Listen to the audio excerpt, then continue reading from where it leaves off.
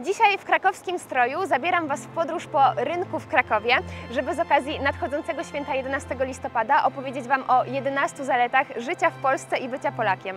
Zapraszam!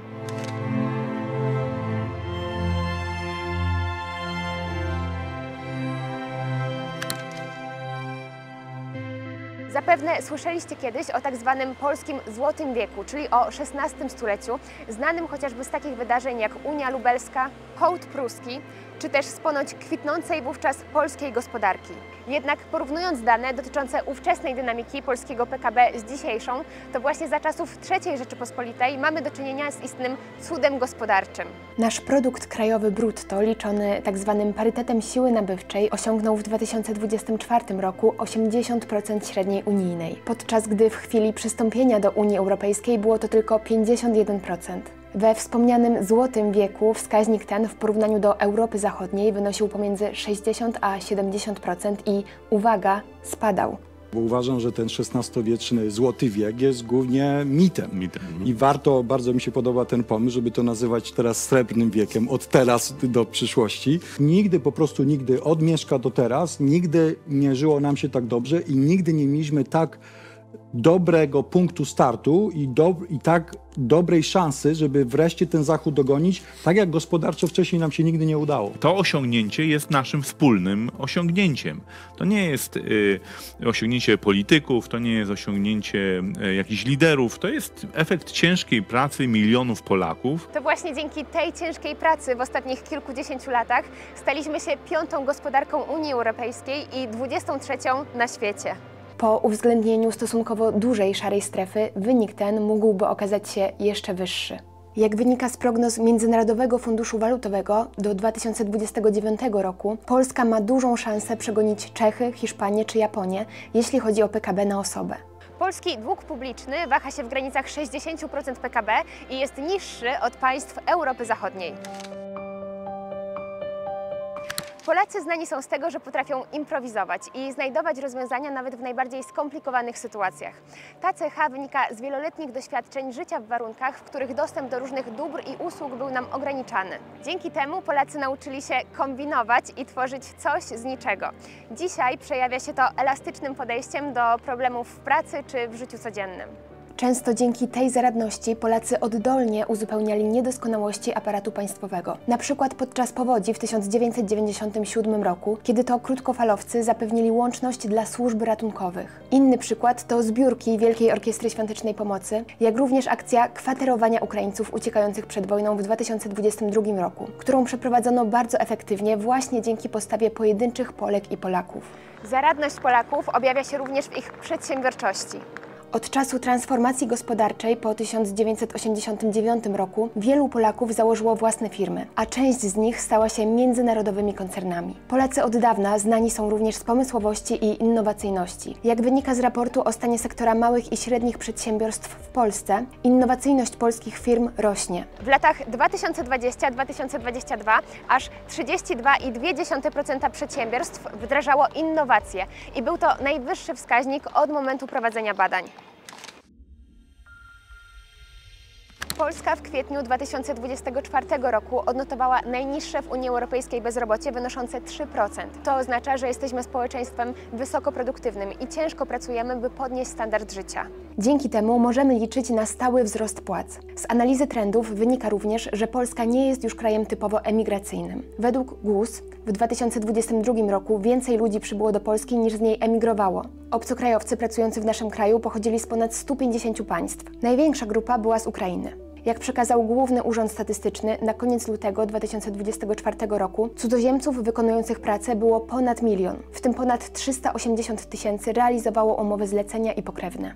Dzięki skromnemu systemowi pomocy socjalnej dla bezrobotnych i uchodźców do Polski przyjeżdża się nie po zasiłek, a po pracę. Poza uchodźcami z Ukrainy, których z różnych przyczyn potraktowaliśmy wyjątkowo, uchodźcy mogą liczyć w Polsce na nawet 10 razy mniejsze kieszonkowe niż w Niemczech, Francji czy Szwecji. To powoduje, że Polskę raczej omijają szwendające się po ulicach grupy cudzoziemców, nieposiadających wykształcenia, chęci edukacji, nie poszukujących pracy. Poprzez kontynuowanie ostrożnej polityki imigracyjnej i wdrażanie rozsądnych środków zaradczych mamy dużą szansę uniknąć negatywnego wpływu. No właśnie, nieprzemyślanej imigracji na nasze bezpieczeństwo i mam głęboką nadzieję, że poradzimy sobie z tym wyzwaniem. Polska jest krajem, w którym cyfryzacja rozwija się dynamicznie i to zarówno w sektorze prywatnym, jak i publicznym. ePUAP, mObywatel i internetowe konto pacjenta znacznie ułatwiają korzystanie z usług publicznych i pozwalają uniknąć wizyt w urzędach. Jesteśmy również jednym z liderów w dziedzinie bankowości elektronicznej i fintech. Na przykład Blik to nasz produkt narodowy stworzony przez polskie banki. Wiele szkół korzysta z platform do nauki online, takich jak Microsoft Teams, Google Classroom czy polskie rozwiązania jak Librus. Prawdziwymi liderami jesteśmy w dziedzinie cyberbezpieczeństwa. Polska znalazła się na pierwszym miejscu w rankingu National Cyber Security Index, który mierzy poziom cyberbezpieczeństwa kraju. Nasz kraj uzyskał w tym indeksie ponad 90 punktów na 100, wyprzedzając Australię, Estonię oraz 29 krajów z różnych stron świata. Coraz więcej polskich firm wprowadza rozwiązania z zakresu cyfryzacji, aby zwiększyć efektywność i konkurencyjność na rynku. Możemy się również pochwalić firmami z tego sektora, które dokonują ekspansji na rynki zagraniczne. Jak donosi GUS, Polska plasuje się w czołówce państw Unii Europejskiej pod kątem wykształcenia mieszkańców. W 2022 roku prawie 93,5% osób w wieku 25 do 64 lat miało co najmniej wykształcenie średnie. Średnia dla krajów Unii Europejskiej to 79,5%. Jednak to, co szczególnie napawa optymizmem, to wykształcenie i potencjał Polaków w branżach przyszłości. Polscy programiści znajdują się w absolutnej światowej czołówce. Według aktualnego rankingu HackerRank Polska znalazła się w pierwszej piątce w 6 kluczowych obszarach. Po uwzględnieniu średnich wyników każdego kraju w każdej dziedzinie, Polska zajmuje 3. miejsce za Chinami i Rosją. Natomiast w zestawieniu IT Competitiveness Index, które obrazuje ocenę poziomu konkurencyjności poszczególnych krajów, Polska uplasowała się na 3. miejscu, zaraz po Estonii z 1. miejscem i Litwie na 2. miejscu. Jednocześnie Polska zajęła 1. miejsce w ocenie czynnika dostępności talentów i konkurencyjności na rynku europejskim. Polska z rozwiniętą infrastrukturą technologiczną ma szansę stać się jednym z liderów AI na świecie. Potencjał Polski jest ogromny, przede wszystkim dzięki rozwiniętej infrastrukturze. Polska staje się Data Center Nation z dużą liczbą centrów danych, mówi Dominika Bettman, prezeska polskiego oddziału Microsoft, dodając, że kluczowym elementem sukcesu są dobrze wykształceni specjaliści, którzy są w stanie rozwijać i wdrażać technologię AI. Nieźle też wypada polski sektor kosmiczny. To obecnie ponad 400 podmiotów, głównie z sektora MŚP. Już teraz ponad 200 z nich na co dzień współpracuje z Europejską Agencją Kosmiczną. Zatrudnienie w tym sektorze wynosi około 15 000 osób. Kontrakty zdobyte przez polskie firmy przekraczają kwotę 140 milionów euro. Rodzime firmy kosmiczne specjalizują się m.in. w sterowaniu i robotyce, zastosowaniu danych obserwacji Ziemi, mechatronice, optyce i systemach komunikacyjnych dla satelitów, czujnikach naukowych, oprogramowaniu kosmicznym i naziemnym. Swoje oddziały w Polsce mają też kluczowe europejskie firmy kosmiczne oraz przedsiębiorstwa działające w branży ICT i lotniczej. Nie sposób nie wspomnieć tutaj o polsko-fińskiej firmie ICEYE, która dysponuje obecnie największą komercyjną konstelacją satelitów radarowych na świecie. Spółka wyniosła dotąd, począwszy od roku 2018, 34 satelity, z których niemal wszystkie są wciąż aktywne. Również w sektorze dronów Polska może pochwalić się niemałymi osiągnięciami. Drony Warmate i FlyEye z powodzeniem sprawdzają się w użyciu bojowym na Ukrainie. A trzeba pamiętać, że to właśnie na wojnie innowacyjne produkty i rozwiązania poddawane są najtrudniejszemu egzaminowi. Wśród polskich producentów dronów znajdziemy zarówno startupy, jak i firmy z długą historią, które coraz częściej stają się konkurencyjne na rynku międzynarodowym. W ostatnich dniach pojawiła się ciekawa informacja. Krakowski startup Defendeye stworzył pierwszego na świecie w pełni autonomicznego drona do wsparcia operacji ratunkowych i obronnych. Z kolei warszawska spółka Cloudless pracuje nad dronem stratosferycznym, który będzie robił zdjęcia fotogrametryczne z dokładnością do 10 cm. Polska to bardzo bezpieczny kraj. Według raportu Urzędu Statystycznego Unii Europejskiej z 2021 roku Polska tuż po Chorwacji i Litwie jest najbezpieczniejszym krajem spośród wszystkich zrzeszonych w niej państw. Ponad 90% Polaków czuje się bezpiecznie w swoim miejscu zamieszkania. Z aktami przemocy, przestępczości czy wandalizmu miało do czynienia niecałe 4,5% Polaków, podczas gdy średnia unijna wyniosła 11%.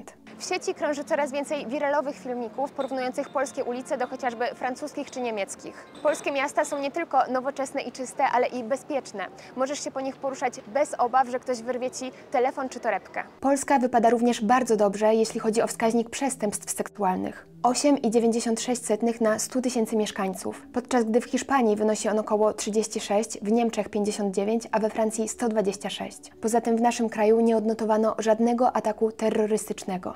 Polacy podróżują komunikacją miejską bez obaw o swój portfel, telefon czy bezpieczeństwo osobiste. Służby porządkowe działają dosyć sprawnie, przy czym na szczególną uwagę zasługuje w tym miejscu Polska Straż Pożarna, która sprawdziła się w wielu klęskach żywiołowych. Mamy 271 tysięcy naprawdę dobrze wyszkolonych strażaków, w tym 240 tysięcy ochotników i 31 tysięcy zawodowych. Dziś Polska Straż Pożarna to również miejsce pielęgnowania tradycji patriotycznych i służby dla ogółu społeczeństwa.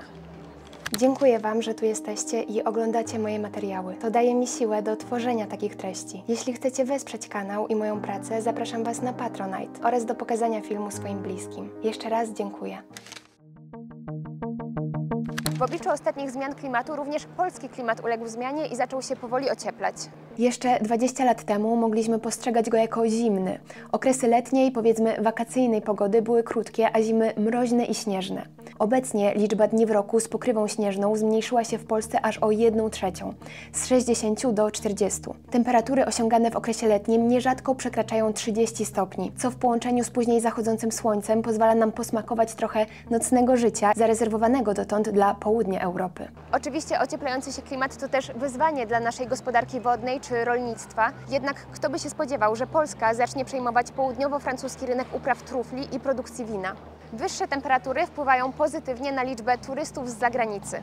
Nad polskie morze przyjeżdża mnóstwo Czechów, jest też coraz więcej Węgrów i Słowaków. Z kolei absolutnym hitem dla przyjezdnych z państw arabskich stało się Zakopane. Biorąc pod uwagę, że dotąd pogoda była największym czynnikiem ryzyka dla urlopu w Polsce, bardzo możliwe, że coraz więcej Polaków będzie chciało spędzać miesiące letnie w ojczyźnie, ponieważ Polska może pochwalić się niezwykle różnorodnym krajobrazem, co jest wynikiem zarówno naturalnych procesów geologicznych, jak i różnorodności warunków klimatycznych.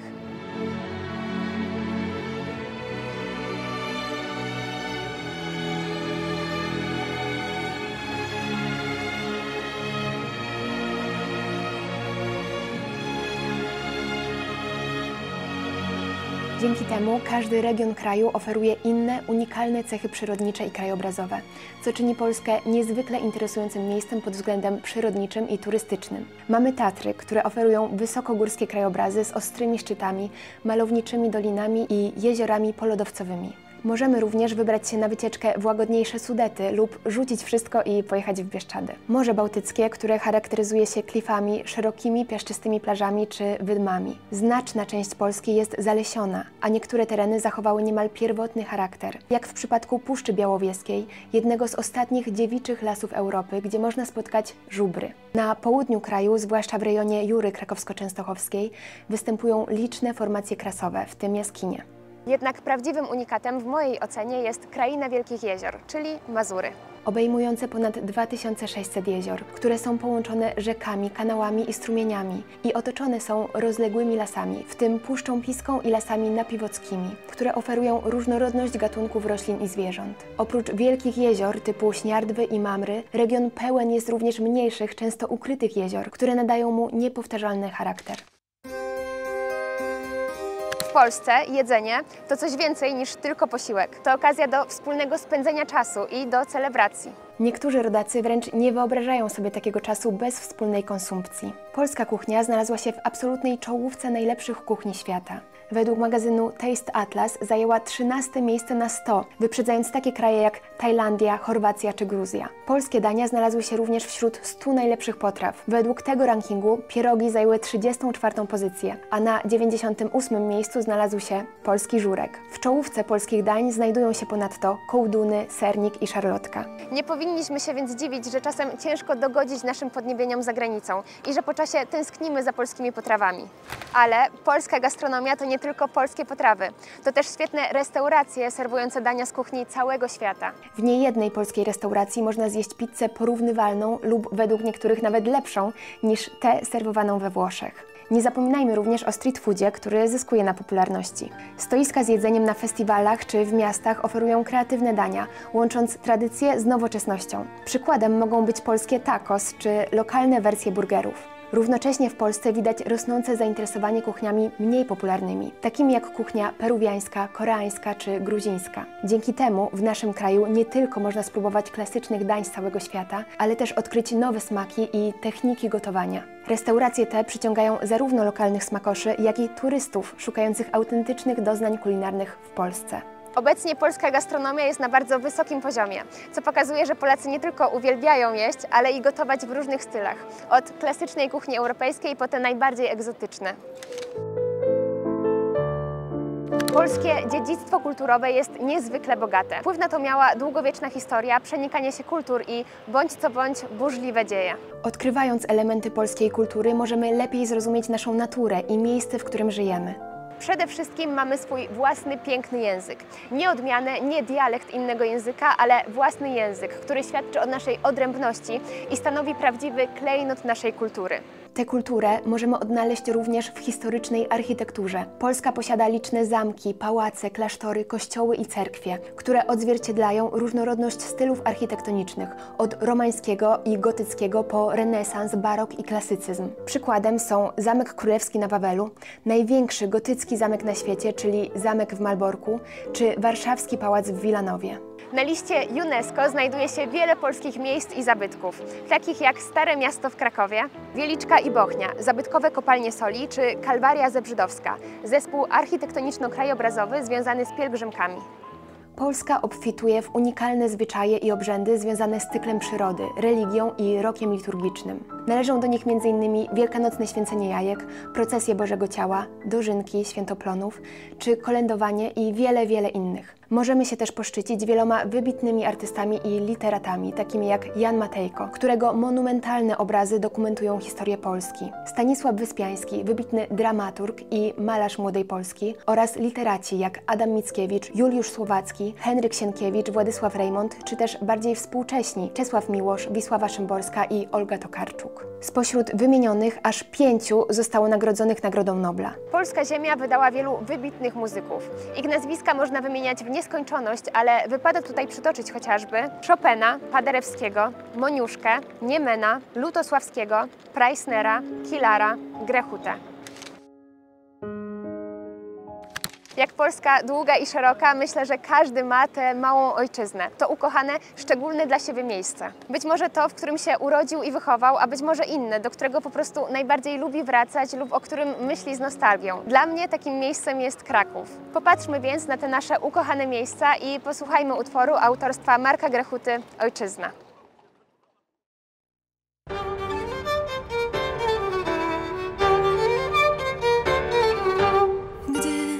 Pytasz mnie, czym ojczyzna jest, odpowiem, czyś chociaż raz chodził po rynku w Krakowie, czyś widział Wawel, komnaty, krużganki, miejsca, gdzie przeszłość dodaje ci sił.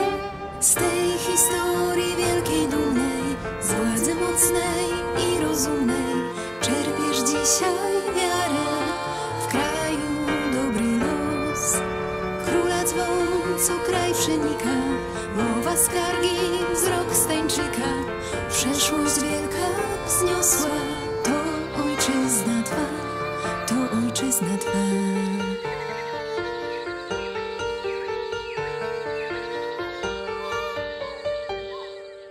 Jest jeszcze coś, co ten kraj różni od innych, w uszach ci brzmi od najmłodszych lat dziecinnych.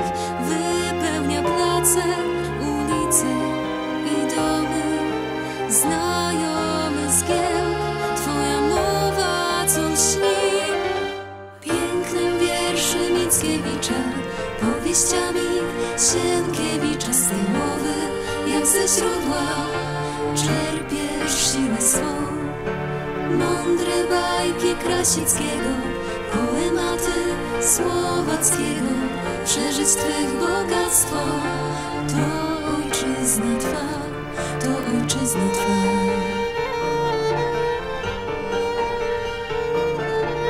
I dzisiaj Ty żyjesz w kraju tak bogatym historią swą, nową sztuką te 3 kwiaty trzymasz w swych rękach jak schedę pokoleń. Muszą wciąż kwitnąć, by kraj dalej trwał. Bez historii mowy sztuki, bez mądrości tej z nauki, naród się zamieni w bezimienny kraj. Dziś ojczyzna jest w potrzebie, czeka Ciebie, wierzy w Ciebie. 1000 lat historii patrzy w serce Twe. Masz obronić co najlepsze, by służyło Polsce jeszcze. Liczy na Twą pomoc, dziś ojczyzna Twa, dziś ojczyzna Twa, dziś ojczyzna Twa.